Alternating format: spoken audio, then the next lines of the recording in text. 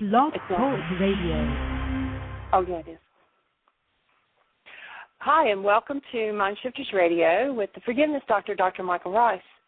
And we're starting a brand new week, and we hope everybody's weekend was awesome. So I'll turn it over now to Michael Ryce. Welcome to our show today, and we're delighted that you're here.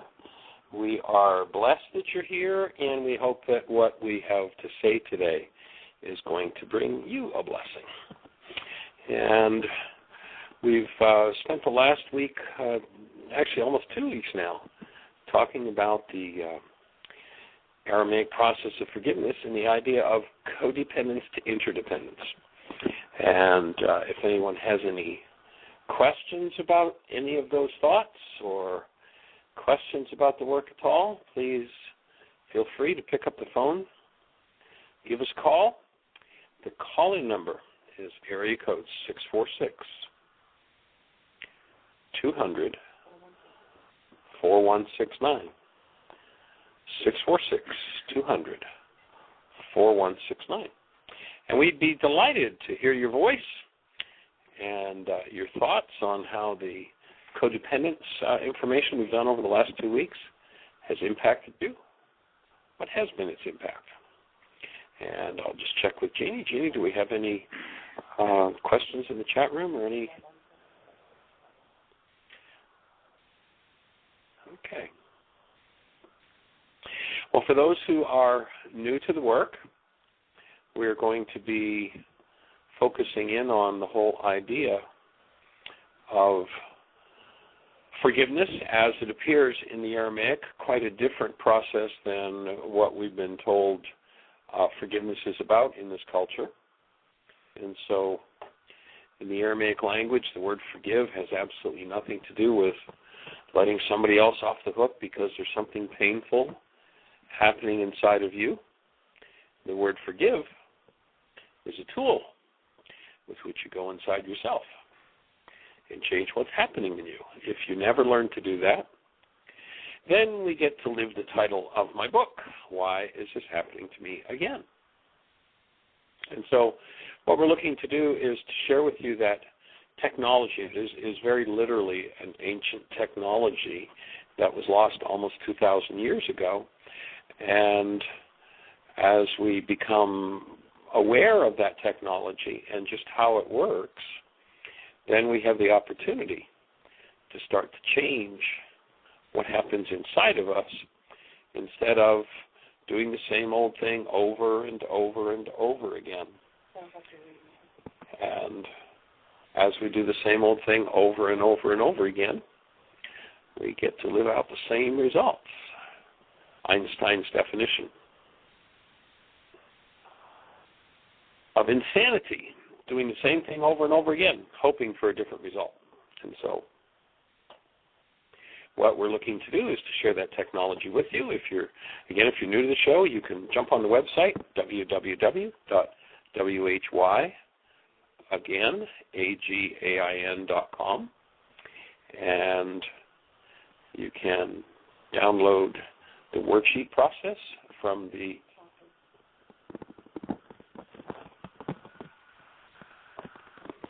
website, and if you go to the right-hand side of www.whyagain.com, you'll see a download, a link that says Download Worksheets. We invite you to download those worksheets and tap into the forgiveness process.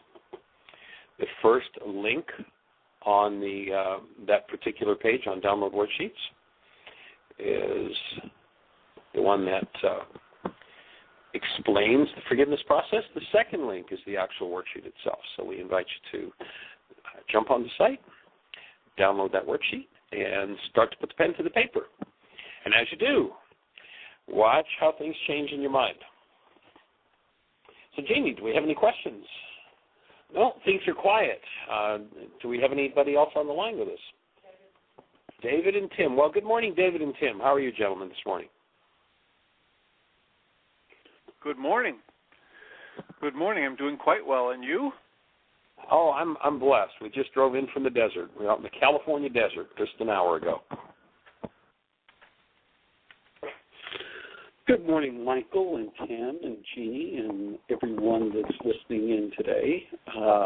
Beautiful day here in the Ozarks. The rain has ceased as for now, and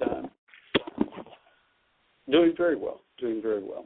And I was thinking, Michael, as you began the show with us, and what the purpose is, you said, with the MindShifters and the support group here.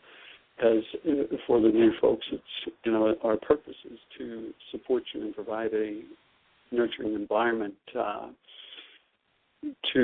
let go of some corrupt habits, some different things, the way that it is that the mind is thinking, and introducing you and supporting you and using some tools that Michael has created to shift the mind out of a set pattern of the way that it is we do things. And that's the purpose of this radio show, is to support people and to find people that are supportable and willing to do the work that it takes in order to shift. So welcome, everyone. And I'll listen to you, Michael. Do you have a thought about anything of what we might talk about today? Well, the conversation goes on, and with our codependent conversation, one of the thoughts that came to me was to dig in at a new level into the whole idea of the dissociated mind in the game of denial. And, of course, when we talk about these tools, I wish I were the one who had created them. The tools that we're working with actually come from the ancient Aramaic language and the teachings of a man named Yeshua, popularly known as Jesus, not a religious figure, but a physics teacher, a teacher of psychology, a teacher of genetics. And we look into that ancient teaching, all of a sudden everything becomes usable. And you can go back as far as the book of James, where they talked about stop your denial. And, it's a critical part of the healing process to move out of the denial process, because what happens when we deny ownership for what's going on in life, we go into a situation where there's a conflict and we've got everybody else to blame. We won't own what's going on inside of us, so as a result we have to hide the part of us that knows what's going on. We have to tell ourselves a lie. And every time one goes into denial, I'm not responsible for what's happening inside of me. And, of course, one of our tongue-in-cheek lines is, if you've been through it 87 different times with 42 different people, notice you're the only one that was there every time. But when you deny ownership of that, then the part of your mind that understands and knows exactly what it is you're doing to yourself has to be hidden away. And so that denial process creates a dissociated part of the mind. And if you've ever found yourself unable to control your own behavior, it's because the behavior is coming from the denied and dissociated part of your mind. If you've ever said to yourself, well, here's how I'm going to behave in that situation from now on. You're in touch with your higher guidance. You know how you're going to act. You're going to act lovingly in this situation. And all of a sudden you found yourself, much like a fellow named Paul 2,000 years ago, who said, why is it the things I would do I cannot do, and the things I hate are what I do? So if you've ever found yourself doing the things you hate, there's a reason. And the reason is that you've denied and dissociated from the part of your mind that contains that very behavior. And that means that that part of your mind is immune to new choices. It's immune to critical thinking. It cannot be changed while it's in that dissociated state, because you don't have access to it. So whenever that part of your mind is called into resonance, into activity through the resonance factor, and believe me, if it's in there, it will be. In the ancient Aramaic, the word that was used to describe the dissociated mind was the heart, and they said, take care of the heart, for out of it are the issues in life. Why? Because we are energetic beings, and when we deny that part of ourselves, then we add energy to it, and we've talked in some of the earlier sessions about the work of a fellow named Marcel Vogel, who was a 23-year senior scientist from IBM, and Marcel had the instrumentation in the laboratory with which to take a picture of the high energy waves that leave the mind when we think a thought. So if we hide that from ourselves, that literally becomes a field. It becomes a literal, measurable, high-energy wave, to speak of it in physics terms, that resonates or draws somebody in to play it out with us. And when it's resonated, whatever behaviors are there, whatever feelings are there, whatever thoughts are there, are going to come forward, and they're going to run your life, unless you've got the tool of forgiveness. And the whole idea of the tool of forgiveness is to collapse the dissociated mind so that you can come into direct relationship with what's been formerly hidden from yourself. And when you come into relationship with it, you then have the opportunity to change it. And so we're heading to the tools for how do you change that part of your mind. Again, our phone number is 646-200-4169, and Jeanie says we've got a caller. 401, hello, Michael. 417, welcome. Who are we talking to? This is Sam. How are you today? Hey there, Sam Brotherton. I am blessed and highly favored. How about you? Well, I'm just wonderful, and I just wanted to make a quick call to just express my gratitude for this work. Everything you say just resonates on a daily basis in all walks of life, and what you're just talking about, the dissociated mind, I just had the extreme, awesome, honoring pleasure last night of helping a dear friend through some major traumatic events in his life, and an episode happened this weekend, and he called me. I was out of town going to a friend's memorial service, and he called me in severe pain that he had been abused by his partner. And what I was able to share with him last night, and of course the light isn't on in his head yet, but he's getting there, about the forgiveness and the responsibility and what he has hidden from himself. And I just, I got up this morning thinking, this work is so wonderful because I'm able to take, and even though the brain cells aren't there yet to understand the depth of it, I was able to get across to him that what has happened is actually a gift to him to help him heal what he has been denying, because he's been telling me for years, someday I'm going to come to you so you can help me with this that I'm dealing with, but I'm not ready yet. And I've always known he's carried something very, very deep and very, very traumatic in his system. Have always honored that, and I said, well, just know I'm here when you're ready. External event happened that triggered a lot of stuff, so we talked for several hours on the phone last night, and he was ready to just cast this person out of his life, but he had the confusion around it because he doesn't want to harm this person legally. I'll spare the details because I don't want to disclose it. But he was amazed when I said, you can still love this person. And he was just shocked by that. He said, I can? And I said, well, of course you can. And I said, this is more about the process that you're going through. You can't help him. He has his own path, but this is your process. And you have that love, so don't deny that love because of this event, because this event has triggered something to bring up in you for you to see what you have been denying in yourself and hiding from yourself. And his mind is just whirling, but the beauty of it is there, and he's in process of that. And I just wanted to share it with you because conventional work would not do this. And that's what I told him. I said, you're going to be hearing some things from me that you've never heard before in your life because the world teaches us, cast those people out. They did me wrong. I don't want to see them again.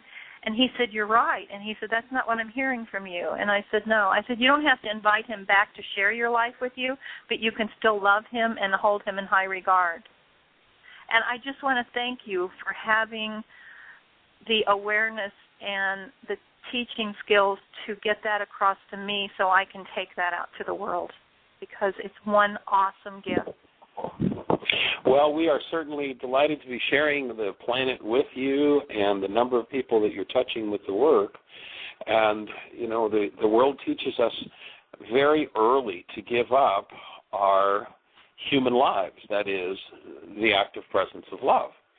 And then it describes love as a verb, something we're going to get from somebody else or something somebody's going to do to us or something we're going to do to somebody else. And the truth is the work is about reclaiming our human lives. We are love. I mean, anybody who just wants to hold a newborn can tap into what human life is. And then what happens is the world teaches us to give that up and to deny that part of ourselves. And so in doing, we're left with hostility and fear to function out of. And, of course, the solution there when it's hostility and fear, and, of course, it's all somebody else's fault that I have this hostility and fear, then, of course, I have to get rid of them if I want to be rid of my hostility and fear. But, of course, then in denying that hostility and fear, we'll have to find somebody else to play it out with. And, of course, we'll blame them for what's going on in our minds and our lives. And so it is awesome to be able to share that something different could be done, isn't it? It is, and it was awesome to be able to help him understand the confusion, because he had just great confusion in his mind because of his love for this person, and it was so out of character that his partner did. And he can't understand that. And I explained to him about the power person, and I explained that he was triggered. I said, you came dressed in his power person's clothing. I said, this isn't who he is. He acted on a stored reality that he had dissociated in his own mind. And I said, this is not about you. It's about what was triggered in him. Doesn't mean he's a bad person. He just has a trigger and needs to work around that. But you can see the confusion that he had because of the act that was done. But he still had the love for this person, but society says, well, you don't love someone that does that to you, because there was a physical abuse involved. And so he had just had so much confusion. And 1 minute he loved him and 1 minute he hated him, and I was able to help him sort out what that means. I said, notice that your mind is going back and forth, and that's what I learned from you. That's double-mindedness. When there's confusion, the mind is shifting from one reality to another, and you can't sort out what it is. And I was able to help him see, stay in love, and it will become clear. Always have love be the first thought in your mind, and it will become clear on what you need to do, not only to protect yourself, but to help your friend. And you don't have to give up that love, that bond, anything. It's about forgiveness and what you're holding. And I just feel like I'm enveloped with such an understanding of this work this morning, and I'm just filled with gratitude in being able to share that with someone else and allow someone else to have the understanding to get it. He's not quite there yet because he's bouncing back and forth, and I explained it takes a while to build the brain cells, and he said, well, I've never heard anyone talk like this before. And I said, you probably won't hear many people talk like this because the world teaches you cast that person out of your life, get them out of there because they did you wrong. And he said, but I feel that way, and yet I don't. And I said, I'm sorry? I say, and they made you feel that way. It's all their fault. What's going on inside of you? Exactly. But because the love is so strong in him, he's bouncing back and forth because his heart is telling him one thing and society is shooting on him, and that's where the confusion lies. And so he keeps calling me, and we'll probably talk again tonight. And I just wanted to call in and thank you for that awesome gift. And I went to a memorial service this weekend in Kansas City. My dear friend lost her long-term partner, and I was sitting in the center. I think it was the Center of Spiritual Awareness. I believe that's the name of the church. And what a wonderful memorial service, and a great diversity of people in the audience. And it was wonderful to have a minister stand up there talking about the union of two gay people and the love that they shared, because that's not a common thing we see in our society of acceptance and understanding. And just a blessing for me to be in that space and the love that took place in that room and that memorial and the understanding and acceptance. And I've seen so many changes in my lifetime. And we're just on a roll of getting that love out there of acceptance instead of putting other people down and going against their belief system. And the world is shifting, and I'm just happy to be a part of it. And I just wanted to acknowledge and allowing me to give to that shift. And I love you. Thank you. I accept. Thank you for this work.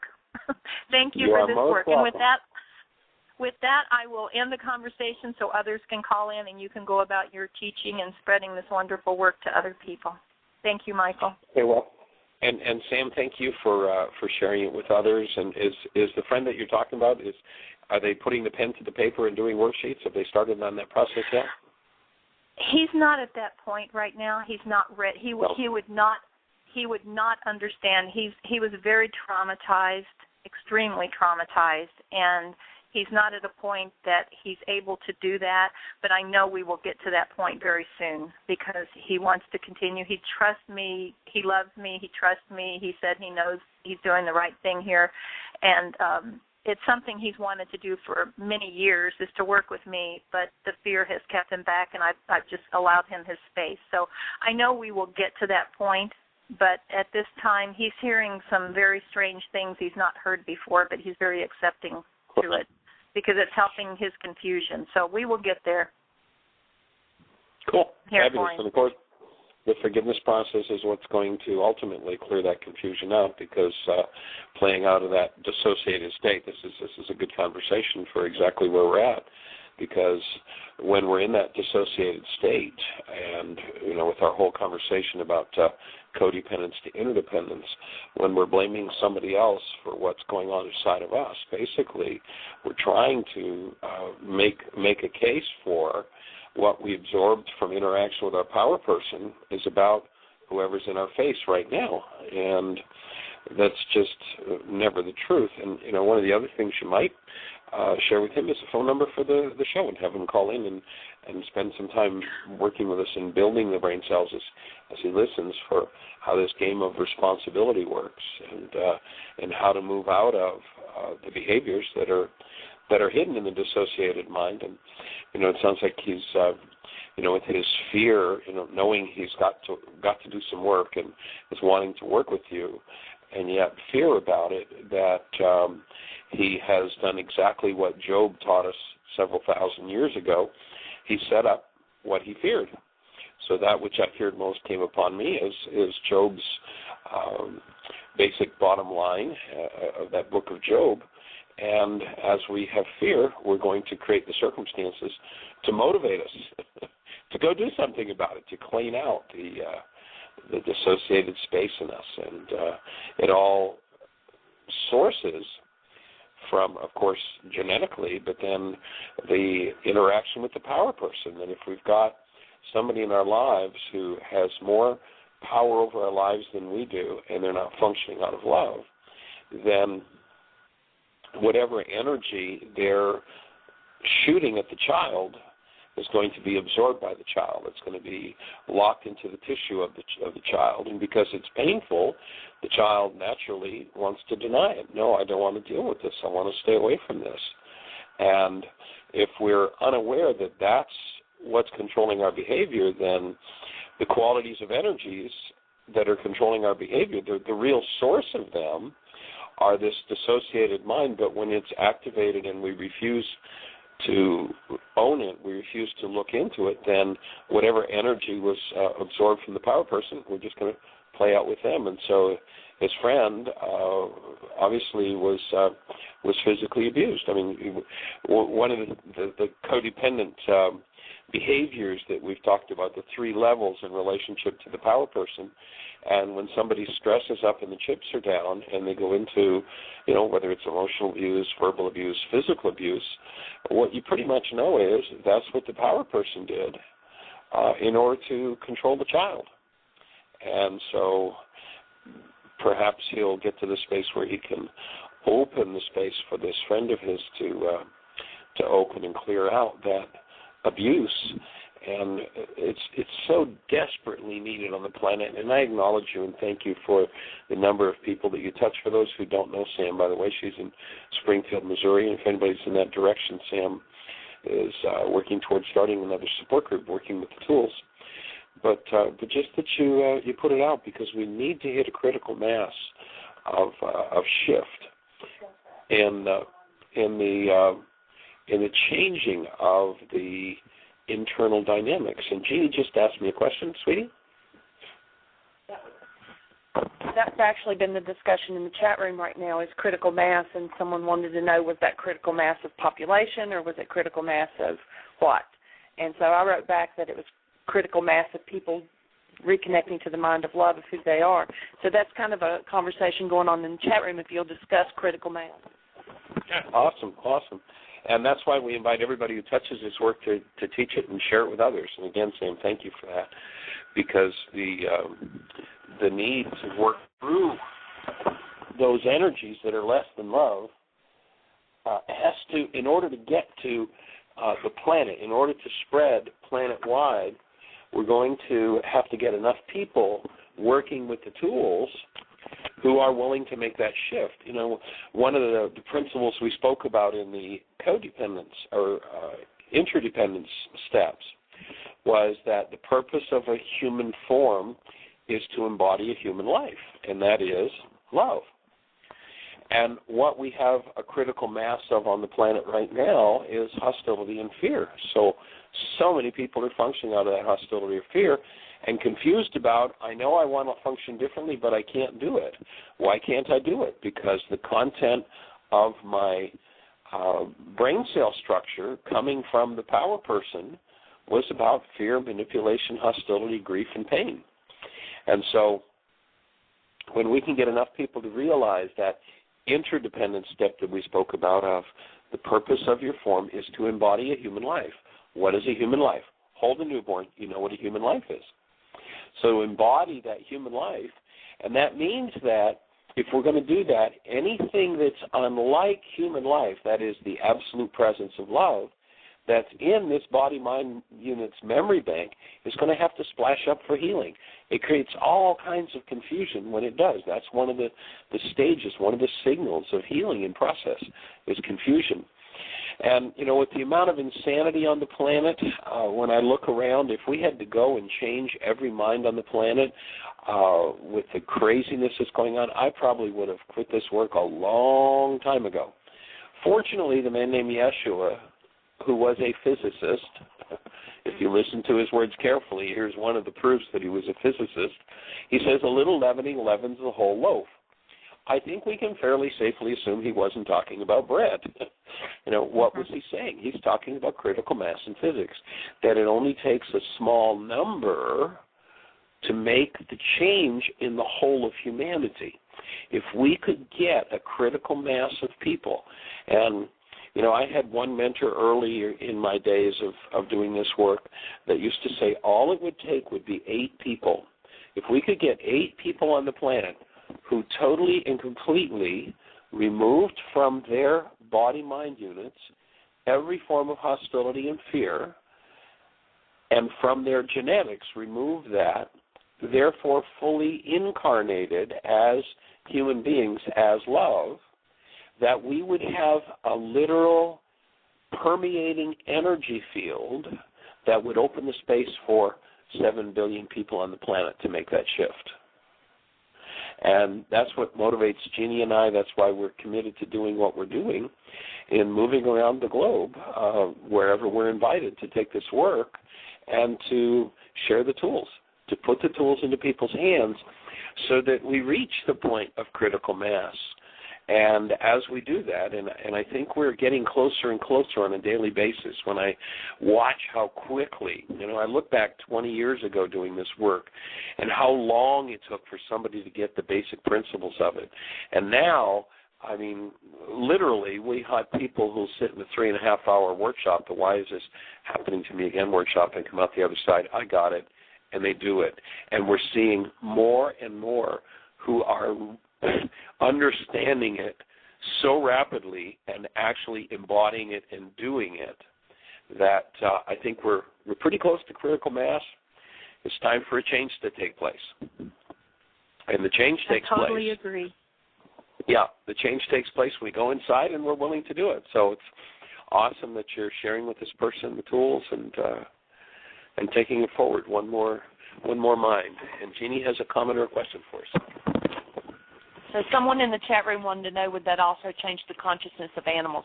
I'm assuming they mean, would there be like peace among the animals as well? Well, if you go back to the original creation story, it says we were given dominion over the whole thing. We were given the right to name things and make them what they are. And that means we're creators. We are creative beings.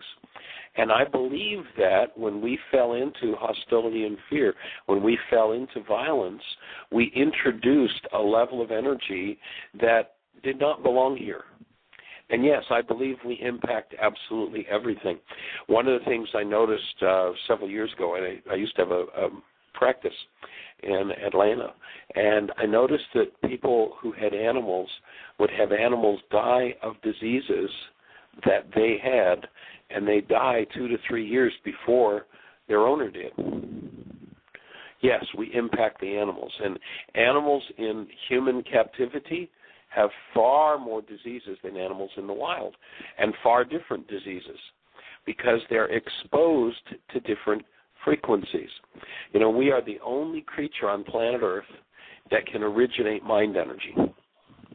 You're never going to find, if you live, let's say you live in Florida, you're never going to find a pair of robins that returns to your backyard. Maybe a pair of robins that's been coming there for the last 5 years, and one of those robins turns to the other and says, dear, we've been coming to this wonderful backyard here in South Florida for 5 years now for the winter, and, every year we come here, we build an Oriole nest, or a robin's nest. I think this year we should build an Oriole model.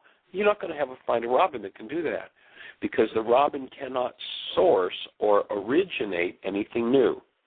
When we were given dominion, we were given the ability to originate for the whole planet. We were given the ability to bring frequencies in, and if we bring in frequencies of rage and hostility and grief and pain and fear and all kinds of crazy diseases, we get to live with them, and the rest of the creation is impacted by that. Yes, that would be. May I make a comment on animals? Sure, please do.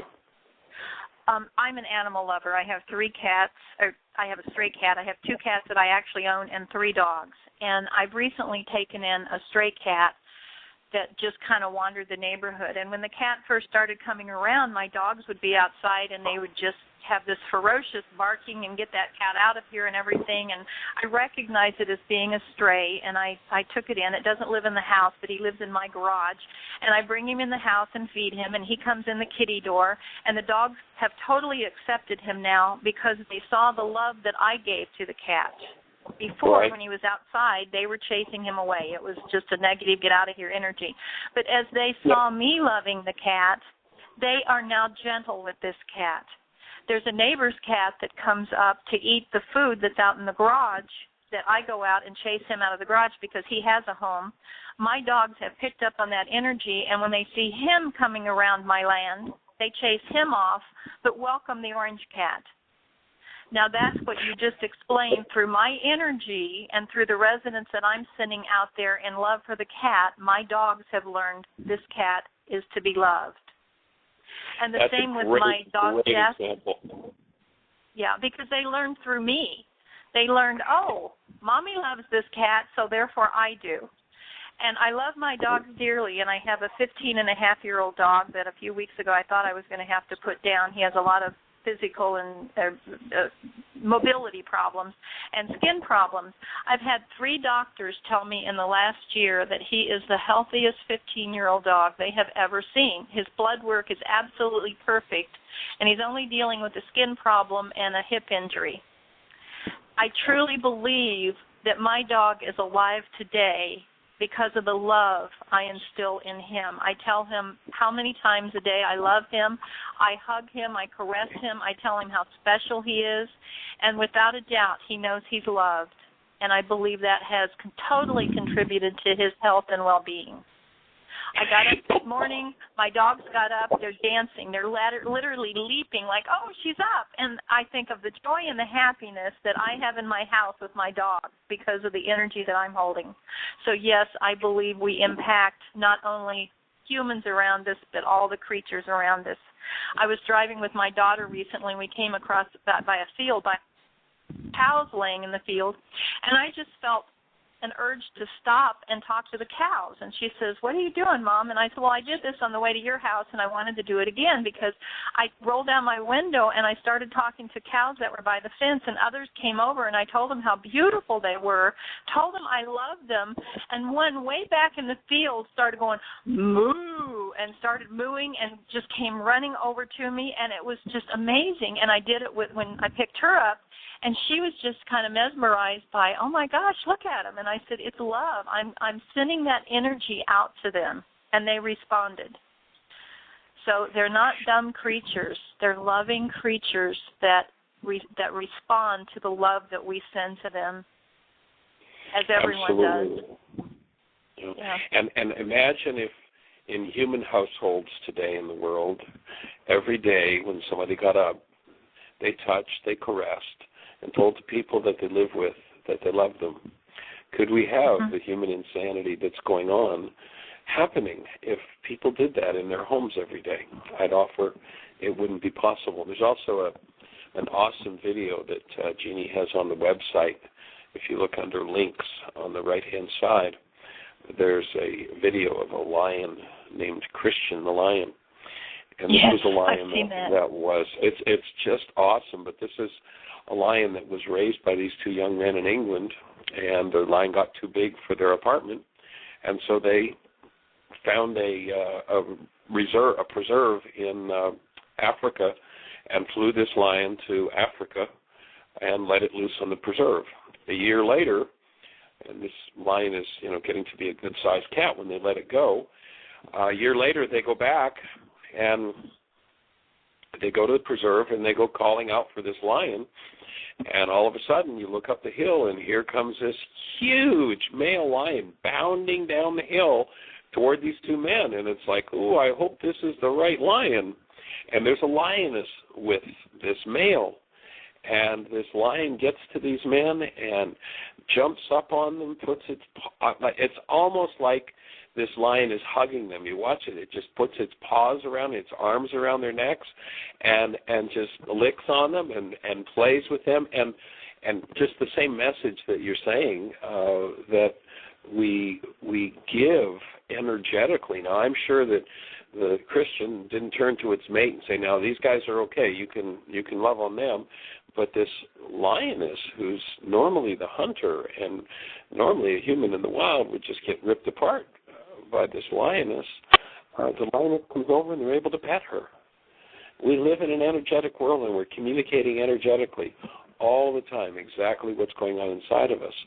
And when we crack the code of the codependent mind, that is, we simply carry on the energy dynamics of our power persons, and we shift out of, we stop the denial that that's what's inside of us, own it and work through it, everything changes in awesome ways. So thank you for sharing it. Tim, David, you guys have any thoughts for us on this conversation? Are you there, Michael? I'm here. Dr. Tim, do you have any thoughts on the conversation we're having? Yes, many wonderful thoughts. The same comments are going through the chat room about how there are people who, the more they get in touch with that energy, which is their source, and stay consciously aware of it, the easier it is to extend it to others, whether they're people or things or animals. And we see it every week in the group. People keep talking about coming to the MindShifters group, and the most common comment we get is that the energy in the room is just so loving, and people, they deeply miss it when they miss a week. So it's the healing energy, and it's one of the most attractive things to us as people. Absolutely, and your group has been going on now for 6 years? It'll be 6 years this summer. Continuously. That's awesome. That's awesome. 6 years, energy, every week. Go ahead.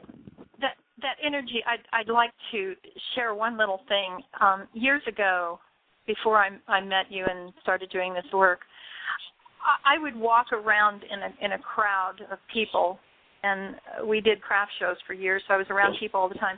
And people would say, "What are you upset about, Sam?" And I would say, "I'm not upset about anything." Well, what I was discovering is that my brow was wrinkled. I was squinting. I was looking through, my brow was all wrinkled up, and I had this scowl on my face, and I didn't even realize it. And it was because of the energy I was holding. It was about the losses that I had that I hadn't dealt with and all of that.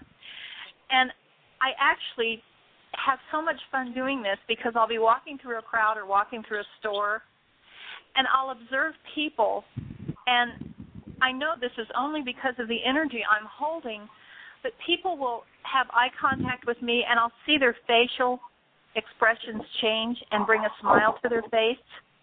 And it just lightens my heart to realize, because I realize most of the time, probably 98% of the time when I'm walking through something like that, I have a smile on my face because of who I am and the energy that I'm holding.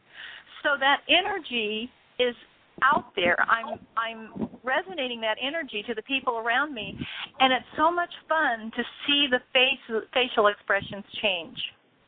And I don't mean that from a standpoint that I have any power. I'm just saying it's energy. If people understand that it's all energy and we resonate what we're holding inside, and to physically watch a person, to physically watch a facial expression change from a total stranger when they look into your eyes is absolutely the greatest gift you can have, because you're still passing that love.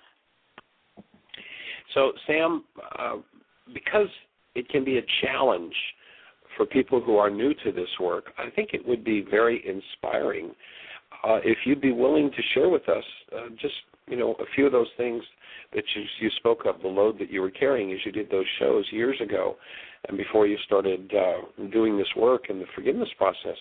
Would you be willing to share a little bit about what kind of a load you were carrying that, we're talking about the dissociated mind. What kind of things did you have to open up in your own dissociated mind and work through? And I think it would really open a space for everybody who's especially new to the work to go, oh, my God, you can actually do that? I didn't have a clue what I was carrying until I met you. I was born drunk. I was born weighing a very low birth weight. My parents told me my entire life that I was the ugliest baby that was ever born. I weighed 4 pounds, 5 ounces. My entire life I was trying to find out, why was I ugly, why was I little, why was I whatever. When my mother came home from the hospital, she handed me over to my 9-year-old brother before I even went in the house. She just let him take me to the ball game with him. And I later found out through life that my mother had 3 abortions prior to my birth, and I think she was trying to abort me with alcohol. I learned that process through some inner child work that I did. I came home when I was 19 and found my mother dead in bed from a heart attack. A year later, my 29-year-old brother was murdered. And in 1986, my sister-in-law was murdered and stabbed to death 27 times.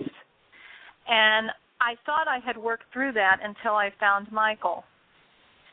And during a movie that I was watching when I was attending workshops at Heartland, on the screen, a man took a razor blade and walked up and sliced a woman's face. And I sat there trying to keep all of that down in my gut, and I couldn't hold it back any longer because I'd been on a juice fast and my vitality had increased through Michael's work and the juicing that we were doing at Heartland. And I got up and ran to the restroom and fell on the floor sobbing.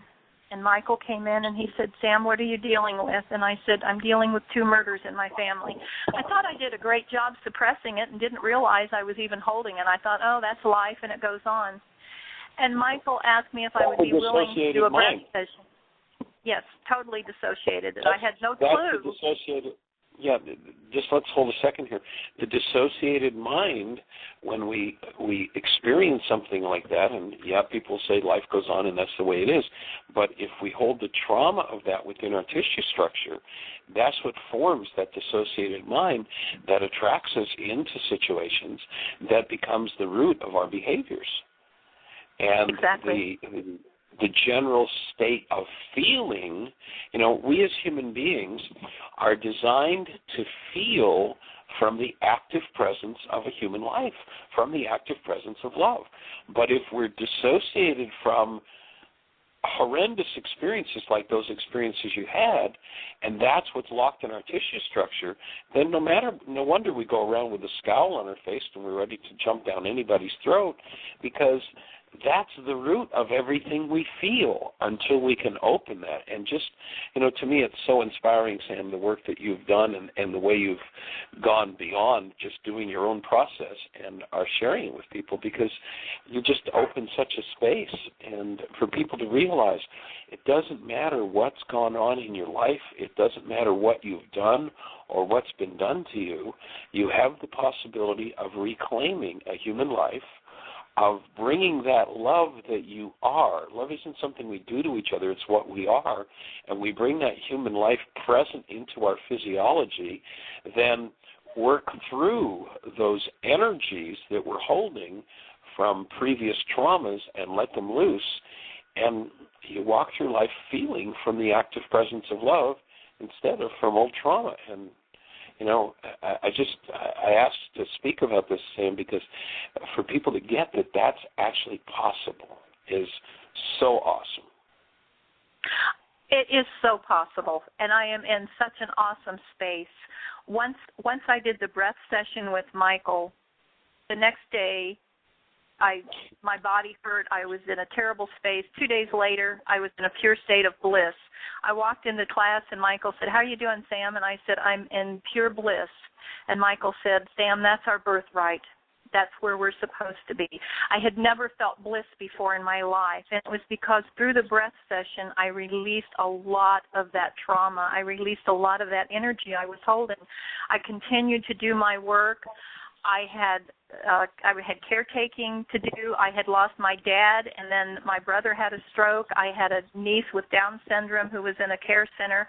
I lost her. She passed away. My dad passed away. My brother passed away, and then I lost my son-in-law in a car accident, all within a 4-year period. 6 months later, my husband couldn't deal with it, and he walked away. And that was 6 years ago. And I have to say, the space that I am in now, after all of that so-called loss in my life, is absolutely amazing to me on a daily basis. And I'm able to get up each day and tell my dogs how much I love them, walk out to people, to total strangers, and I love them, because I am love. I am love. I've removed as much as I possibly can and still have more to remove and work on it on a daily basis, of removing what does not belong in my system. And love, and I have come a long, long ways, and I contribute all of that help from the lessons that I've learned from Michael, and I thank you dearly for that.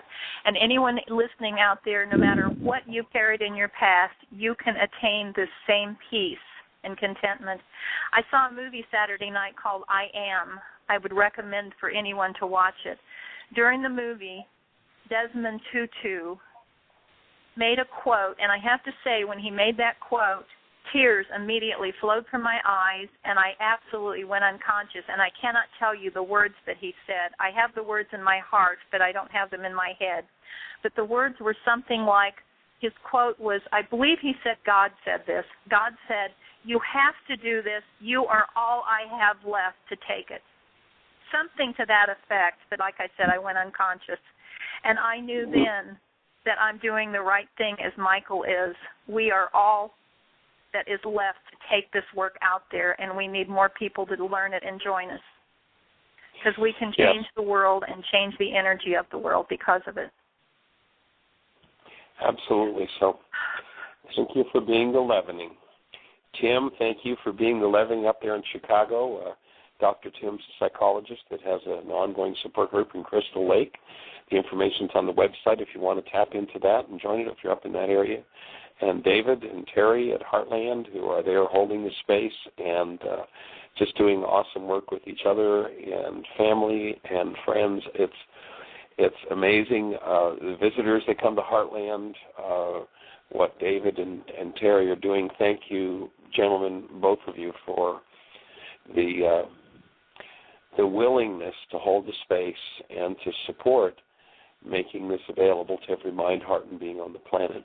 And then, of course, Jeanie is the website creator who's just spent, you can't imagine how many thousands of hours on that website to create support for the work, and done it in such an awesome way. Thank you for the space you hold and the work we get to do together. Well, it's David, growing. Go ahead, Tim. It's growing. I've had 2 people in the past 2 weeks approach me about possibly starting their own groups, one on the south side of Chicago and another on the north side. So it's growing. Very cool. Very cool. That's the whole process. And by the way, you don't have to be an expert at this to start a support group. You know, the idea of our radio show is to be a MindShifters support group, and the groups that pick up on this work and work with the tools are called MindShifters support groups. And you don't have to be an expert at this. You can go to our website. There's a lot of information that Jeanie has put on the website for people who want to start support groups, and some of the guidelines and the things to watch out for, and how to handle the group, and how to get started. If you're brand new to the work, what people are doing is ordering the videos. You can go to our website. There's a whole catalog with 15 different videos on it. And you can start watching that with the group, start doing worksheets, put the pen to the paper, and watch how things blossom. A lot of people say, well, you know, I'm not ready for that. I'll have to wait till I'm finished my work to be ready. It's like, well, okay, then we know you're never going to be ready. When you choose to do it, you'll be made ready.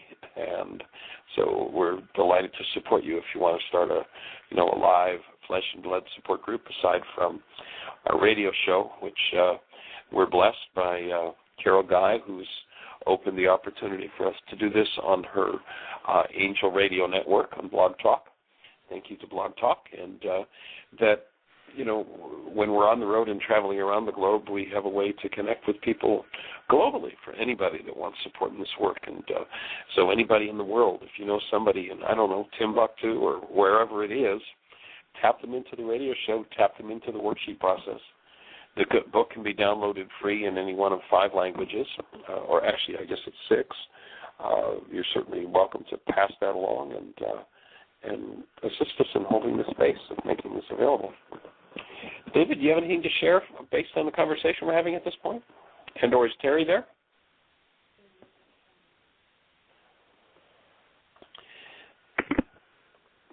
Terry, David, either of you guys got anything to share at this point in the conversation? Hey, I just wasn't able to get my phone unmuted there. I kept pressing the button with that.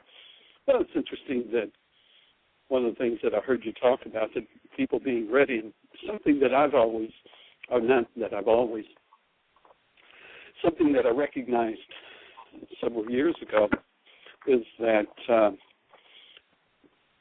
one of the biblical statements that I've heard before, and I'm the least educated, I'm less educated than most when it comes to Scripture. And I do remember hearing as a child and taking things on that God never gives us more than what it is that we can handle. And from that, I, in my own mind, kind of worked it out that any time that I'm being presented with anything, any time that I'm being shown something, then I am ready for it. So to me, when I hear something that may trigger some frustration or anger, or hostility, sadness, grief, or anything, it means I'm ready for it then. That there is that the preparation has been made, that if I hadn't been preparing for it, then it would never be shown to me. So when I hear these things, this is the opportunity. It doesn't get any easier later. It only gets later. And it's later than we think. the truth of it is that, yes, everything is being done in this divine order, and it is about to take that next step, to be involved in our own healing process of that. And everyone's going to do it, quote, at their own time and place, unquote. And for anyone, and again, this is my projection of it, is that I can only see it from my perspective, in that I know I'm ready to deal with it. Now, that doesn't mean, what it means is that there's lots of things that would come up, and I need to process it. Now's the time to process through that. So that's kind of what I've been taking from it. I hear that there's a lot of people that are know that there's some results and everything. And I remember reading this one fellow that wrote a book about becoming a millionaire. And he said, what good does it do for me to tell you what it is that I did in order to become a millionaire? I can give you that information, and the only way for you to become a millionaire is to do whatever it is that needs to be done. As it is with this work here, it's just very important to take it to the next step. It can be a small step, and to get involved in their own personal development. So that's what I've been hearing today, and that's where I'm at with the conversation so far. Cool. Fabulous. Terry, do you have anything to share?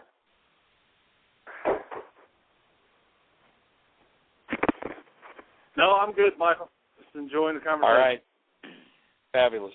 Well, I want to just bring it around. We've just got a few minutes left. Jeanie, do you have any questions or thoughts in the chat room? She's got something for us. There was just some conversation when we were talking about critical mass, about using your emotions for consciousness sake and everything, and I was just going to get you to address that there's a difference between your emotions and your thoughts. Well, the emotions basically come from the dissociated mind. When we're in hostility or fear, what happens is when something comes along that resonates the thoughts, let's go back to that. Dissociated mind is immune to new choices and critical thinking. You can say, I don't, and you'll hear people say, well, just don't feel that way anymore. It's like, you can't not feel that way. If that's what's in your dissociated mind, anything and everything that can come along and resonate that will seem to cause you to feel that way. But here's what happens is, out of the thoughts that we've dissociated from, feelings flow. And those feelings will tend to govern our behavior. We'll hear people say, well, I just felt like doing that. Stop doing what you feel like doing. Because if you've got dissociated states, you'll be doing crazy stuff. So if you feel like doing something based in hostility or fear, it's because you have thoughts based in hostility or fear. And you've denied those thoughts. And here's an interesting trick that what we call the non-being mind will do, is that when we deny something that we don't want to deal with, we have a certain dynamic that we don't want to own, we don't want to feel, we don't want to deal with, we deny it, and then what happens is that energetic field from what we've denied draws somebody in to play it out, and what takes place is the mind will take its internally suppressed energies, and it will make those energies fit current circumstances. So, if you've ever had somebody accuse you of saying something you never said, doing something you never did, what will happen is that, or what has happened, is that their mind, you've resonated for them something they're in denial of, and their mind makes their denied and dissociated part look like you, and they play it out on you. And no matter how distorted or off base the reality is when compared to actuality, mind will make it look like whatever its content is. And so the marker for there's work to be done is that you feel some form of hostility or fear. Now, interestingly enough, in the ancient Aramaic, and this is what we'll take up tomorrow, there was a word that was used to describe this dissociated state and how it controlled behavior. The word was uta, and it's a suffix, and we'll take up with this tomorrow. It's a suffix that tells us that an unconscious part of the mind is controlling our perception and behavior. In other words, we're seeing something that's inside of us and making it look like it's outside of us. The way you can tell is, what are you feeling? So tomorrow we'll take up the group of brain cells, and in the meantime, put the pen to the paper, do the worksheet, invite somebody, a new person to come and be on the show with us, and get ready to create the best year yet of your eternal life. That's what we're here to support you in. Blessings. Thank you.